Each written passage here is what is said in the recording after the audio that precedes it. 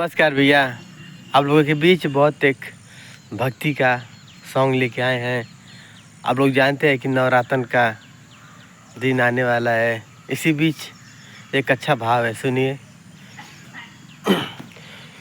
काका हो हमरा के रहिया बताई द,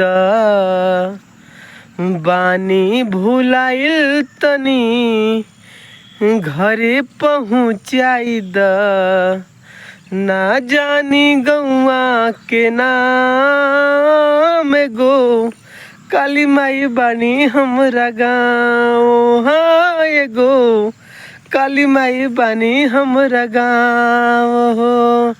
काका हो हमरा के रहिया बताई द, बानी भुलाइल तनी घरे पहुँचाई द, ना जानी गौआ के नाम गो काली माई बानी हमरा गाँव। हाँ एगो काली माई बानी हमरा गाँव।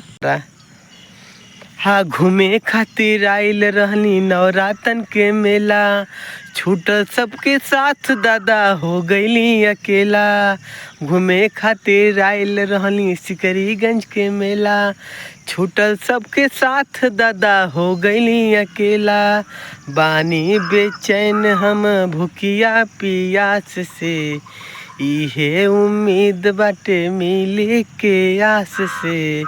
आ थक गइल छोटे छोटे पाँव, एगो काली माई बानी हमरा गाँव। हाँ एगो काली माई बानी हमरा गाँव हो।